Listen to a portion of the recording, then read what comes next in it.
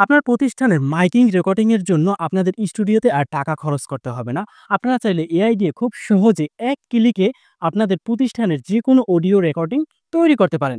তো আজকের এই ভিডিওতে আমরা শিখব কিভাবে আপনারা প্রফেশনাল ভাবে আপনার প্রতিষ্ঠানের জন্য একটা অডিও মাইকিং এআই ব্যবহার করে তৈরি করতে পারবেন। মাইকিং রেকর্ডিং এর জন্য আমাদের কি বলে মাইকিং করাতে হবে সেটা লিখতে হবে। তো আমি এমনই একটা মাইকিং নোটপ্যাডে লিখে রাখছি।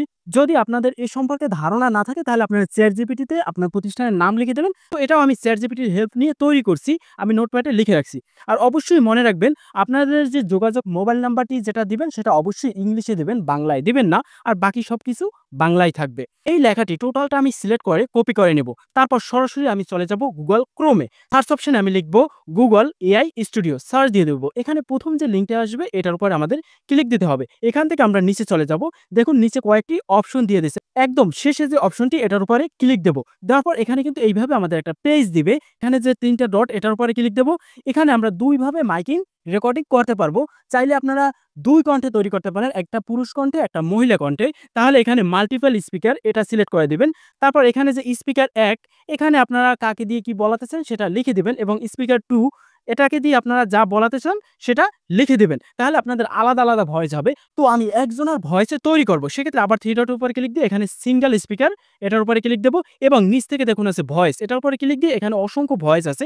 আপনারা কোন ভয়েসে তৈরি করতে চান সেটা সিলেক্ট করে দিবেন। তো আমি এখানে একটা পুরুষের ভয়েস সিলেক্ট করে দেব। তারপর এখানে উপরে মডেলের উপরে ক্লিক দিয়ে এই যে প্যারাটা এটা চাইলে আপনারা ফুল করে দিতে পারেন, একটু কমিয়ে রাখতে পারেন। তাহলে একটু আস্তে, আস্তে কথাটা বলবে। তো আমি এটাকে ফুল করে দেব। তারপর সাইডে ক্লিক দেব। এখানে যে টেক্সট অপশনটা আছে আমরা একটু আগে যে লেখাটা কপি করছি সরাসরি এখানে পেস্ট করে দেব। দেখুন লেখাটা চলে আসছে। তারপর নিচ থেকে রান এন্টার এটার উপরে ক্লিক দেব।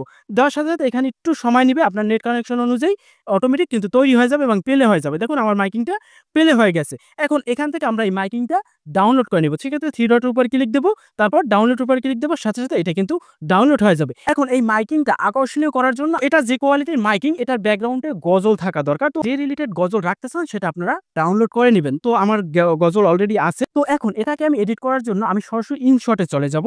ইনশটে ওপেন করে নেব। এখানে নিউ এটার উপরে ক্লিক দেব। এখান থেকে আমি ব্ল্যাঙ্ক একটা ব্যাকগ্রাউন্ড নিয়ে দেব। তারপর এখান থেকে অডিও এই অপশনটার উপরে ক্লিক দেব। এখন প্লাস অডিও আছে, মিউজিক আছে, এখানে ক্লিক দেব। তারপর মাই মিউজিক এখানে ক্লিক দিয়ে একটু আগে যে ডাউনলোড করলাম সেই অডিওটা আমি এখানে নিয়ে আসবো। তারপর ওকে অপশনে ক্লিক দেব। নিচ থেকে এখানে যে আমি ব্ল্যাঙ্ক যেটা নিয়েছিলাম সেটাকে টেনে আমি অডিও পর্যন্ত একদম ফুল করে দেব। তো ফুল করে দেওয়ার পর এখন আমি ব্যাকগ্রাউন্ড মিউজিক ব্যবহার করব। সেক্ষেত্রে অডিও অপশন এটার উপর ক্লিক দেব। আবার প্লাস মিউজিক এখানে ক্লিক দেব। তারপর মাই মিউজিক এখান থেকে আমি এই গজলটা নিয়ে আসবো। একটু আগে আমরা যে মাইকিংটা ডাউনলোড করলাম সেই মাইকিংটা টেনে একটু সামনে নিয়ে নেব। আমাদের যে ব্যাকগ্রাউন্ডের যে অডিওটা সেটার উপরে ক্লিক দেব। দেওয়ার পর উপরে দেখুন আছে প্লাসের মতো একটা অপশন আছে ত্রিভুজের। তো এই অপশনটার উপর ক্লিক দেব। তারপর একটু সামনে নিয়ে আসবো। তারপর আবার ত্রিভুজের উপর ক্লিক দিয়ে এখান থেকে আমি ভলিউমটা কমিয়ে দেব।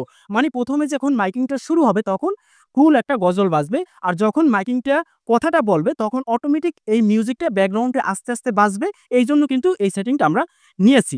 তারপর উপরে টিক মার্কের উপর ক্লিক দেব। একদম শেষে চলে আসবো এবং আমাদের মাইকিংটা যেখানে শেষ হয়েছে একইভাবে মিউজিকটার উপর ক্লিক দিয়ে আবার প্লাস বাটনের উপর ক্লিক দেব এবং একটু টেনে প্লাসের উপর ক্লিক দিয়ে এখানে ভলিউমটা ফুল করে দেব। মানে আমাদের মাইকিংটা যখন শেষ হইবে অটোমেটিক ভলিউমটা বেড়ে যাবে এবং বাড়তি যে অডিওটা আছে সেটা ক্লিক দিয়ে আমি ডিলিট করে দেব। ব্যাস। এখন যদি আমি মাইকিংটা প্লে করি দেখুন প্রথমে কিন্তু ফুল গজলটা বাজছে এবং মাইকিং যখন শুরু হয়েছে আস্তে, আস্তে ভলিউম কমে গেছে। এখন যদি আমি শেষে চলে যাই একইভাবে যখন মাইকিংটা শেষ হয়েছে তখন কিন্তু গজলটা বেড়ে গেছে। তো এখন উপরে এক্সপোর্ট অপশনে ক্লিক দিয়ে আমি 2K করে এটাকে সেভ করে নেব।